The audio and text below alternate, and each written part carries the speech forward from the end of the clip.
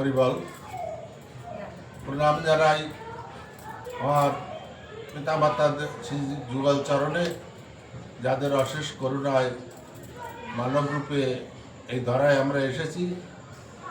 প্রণাম জানাই বাবা হরিচাঁদ শান্তি, মাতা বাবা গুরুচাঁদ, মাতা সত্য আমার শ্রী যুগল চরণে।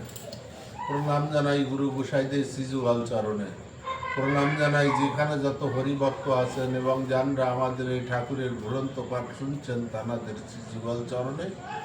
আমাদের এই ঠাকুরের গ্রন্থ পাঠ চলাকালীন যদি কোনো ভুল ত্রুটি হয় নিজ গুণে ক্ষমা করে দেবেন, আশীর্বাদ করবেন। আমরা যতদিন বেঁচে থাকি যেন ঠাকুরের নাম করতে পারি। জয় হরিবল। শ্রী শ্রী হরিনীলামৃত মহাপ্রভু লালচাঁদের ভবনে উপস্থিত 182 পৃষ্ঠা।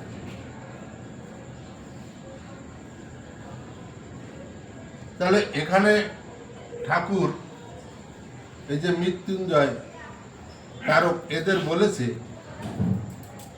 যে দুটো ব্যাত কাটবে, কারণ ঠাকুর ওই ব্যাতের মালিক, যে তার কাছে দুটো ব্যাত চেয়েছে, তাই না? তাই এরা যে দেখে ব্যাতকে বাগানে বহু ব্যাত হয়ে আসে,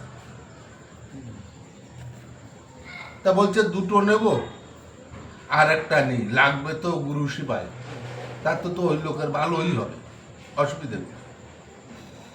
এখন ইস্টা যেটা কেটেছে ওইটা কাটার পথে ওইটা আর টানাটানি করে নেওয়া থেকে এখন এই 2-3 জনের ধরে টানে, ব্যাত গাছ তো নড়াদুরির কথা, পাতাও নড়ে না। ঠিক আছে, তাই কি বলছে? ব্যাত কাটি 3 জনে ধরি টান পারে, থাকিয়া বেত পাড়া পাতা নাই নড়ে। যারে ডাকে তারে ডাকে, হাত উঠাইয়া এক একজন করি ব্যাত টানে গিয়া, এক একজন করি ধরিতে ধরিতে 14 জনে ব্যাত টানে না পারে না মাতে। তাহলে এক একজন করে ধরতে ধরতে 14 জন হয়েছে। তা সেই 14 জনে ব্যাতের গোড়া ধরে টেনে সে ব্যাত গাছ নাড়াতে পারে না।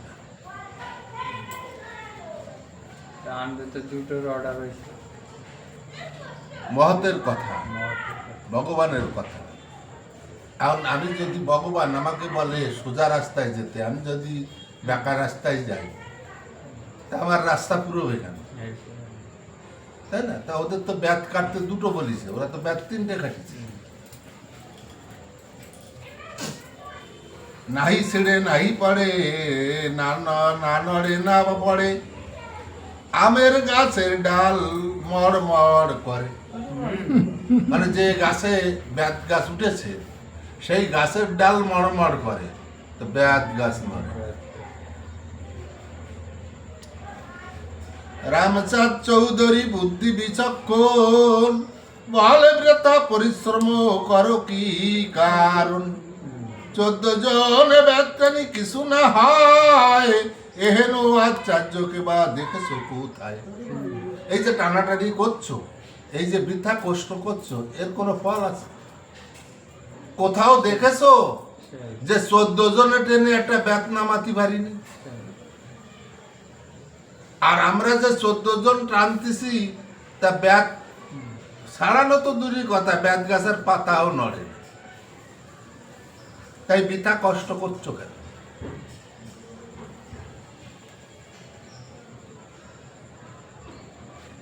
দুই ব্যাত তুলিবারে প্রভু দেন বলি, সেই আজ্ঞা লঙ্ঘন করি ব্যাত কেন তুলি? ঠাকুর তো দুটো ব্যাত তুলতে বলেছে, সেই ঠাকুরের কথা না মেনে আমরা 3টে ব্যাত কেন তুলেছি? নিজেরা এখন সমালোচনা করছে, নিজেদের বিবেকে বলছে যে এই ব্যাত কেন উঠতেছে না তাদের। তাহলে আমাদের ঠাকুর বলে তুললো দুটো ব্যাত কাটার কথা, আমরা 3টে ব্যাত কেটেছি, ওই জন্য এই ব্যাত আর বেরোচ্ছে। ঠিক আছে, 14 জনে ব্যাত টানি কিছু নাই হলো, বাক্যবাদী অপরাধী হয়েছে সকল, কেন মিশা টানাটানি পরিশ্রম করো, চলো গিয়া প্রভুকে জানাই সমাচার। যে ভাবে কে যাবে সবে ভাবে মনে মন, সবে কহে তারকেরে পাঠাও প্রভুর স্থান। এখন তারকের 7 গুণ মাপ, ওর রোগও নাই, শোকও নাই, ওর কিছু নাই। আমরা তারক বলি কেন? যারা যাই কিছু দোয়াই দিই, তারকের নাম দিই কেন বলো তো? তারকের কথা শব্দ রত তারক, ওই যা হয়েছে ওই তুই রুখে দে, তাই তার নাম তারক। তাই তারকে ছাড়, তাই সব কটা কেউ যাইতে সাহস পাচ্ছে না, ওই তারকেরই পাঠাইছে।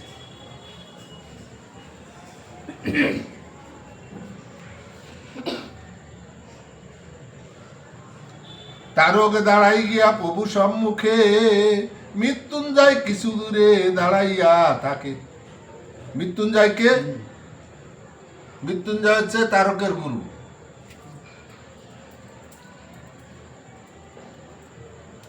যে মৃত্যুঞ্জয় কুষ্ঠবেদী চেয়ে নিছিল, এই বই, এই গ্রন্থ হরিলীলামৃত যখন লিখবে বলেছিল, ঠাকুর বারণ করেছিল যে এই লীলামৃত লিখো না। তা বলেছিল লিখবো, ঠিক আছে, তাই লিখবো বলাতে তখন মৃত্যুঞ্জয়কে বলেছিল যে আমার এই কথা উপেক্ষা করে যদি লেখো তাহলে তোমার কুষ্ঠব্যাধি হবে। তা মৃত্যুঞ্জয় বলেছিল ও মন্দ কাজের জন্য তো কত লোক ভোগে, তা আমি একটা ভালো কাজ করতে যাই, যদি আমার কুষ্ঠ হয় তাতে আমার কোনো অপরাধ, আমি তাতে কিছু ভাববো না, তুমি আমাকে কুষ্ঠ রোগ দিও। তাই আমি তো লেখার সময় এই মৃত্যুঞ্জয় গোসাইয়ের কিন্তু কুষ্ঠব্যাধি হয়েছে। তাহলে আজকে চিন্তা করো, ভক্ত আমরা আগে যার যার সার মুখে যাই বলি, কিন্তু গায়ে পড়ার সময় আগে দৌড়ে সার, তাই না? আর এরা দৌড়ে সারতো না, এরা বুক পাইতে দিত। ঠাকুর বলছে লীলামৃত যদি লিখিস তাহলে তোর কুষ্ঠব্যাধি হবে, আর ঠাকুরকে বলছে মন্দ কাজের জন্য তো কত সাজা পাই, একটা ভালো কাজ করে যদি আমার কুষ্ঠ হয় তাতে কোনো ক্ষতি নাই। কোন জায়গায় দাঁড়াইয়ে কোন ভক্তি মার্গের কথা এটা ভাবতে হবে। প্রভু কানাকা কেন আসিলে তার এক বেদ লয়ে বুঝি হাসাইলে লোক। ঠাকুর কি বলছে? ও তারক, তুমি একা আসলে কেন? ও বুঝেছি, ওই এক বেদ নিয়ে সারা লোক হাসাইছো। এখন তো সবাই হাসাহাসি করছে, 14 জন টেনেও একটা বেদ নামাতে পারো না, গ্রাম পুরুষ মানুষ তোমরা।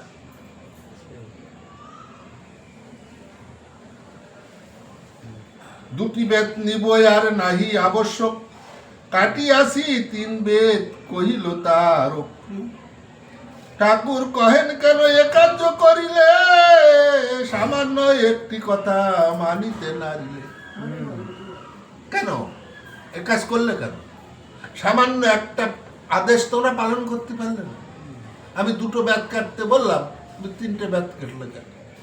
আমার বাক্য তো লঙ্ঘন করে মানতে পারলে না। ওদিকে ওরা যখন কেটেছে, অত সুন্দর অত বেদ দেখে ভাবছে 2টো বেদ কাটতে বলেছে, আমরা আর একটা কাজে লাগবে তো ঠাকুরের কাজে।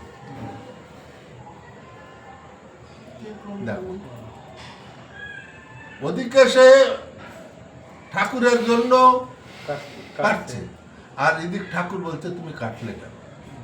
আমি তো তোমাকে 2টো বেদ কাটতে বলেছি, তুমি 3টে বেদ কেন?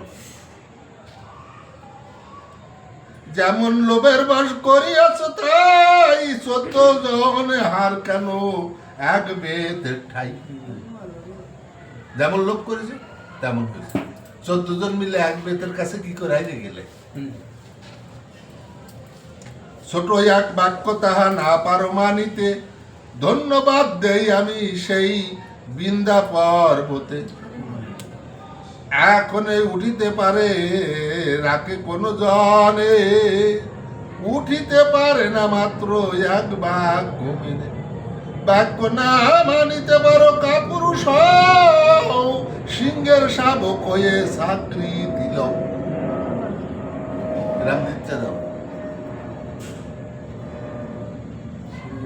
হরিভক্ত মতুয়ারা সিংহ শাবক। সিংহ শাবক কেন বলতো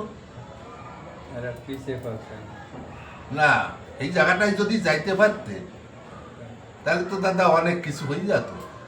সিংহ শাবক ব্রহ্মচার্য যারা পালন করে তাদের দেহে ভিতর শক্তি জাগৃত হয়, তারা ভয় পায় না কোনো কিছুতে।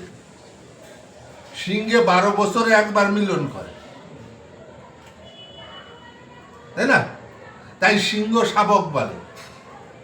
মতুয়ারা ব্রহ্মচার্য পালন করে, ওদের শরীর শক্তিতে ভরপুর থাকে, তাই মতুয়াদের কোনো অসৌজ নেই। মতুয়ারা সবসময় সুচি, ওদের অসুখ হয় না কোনো সময়।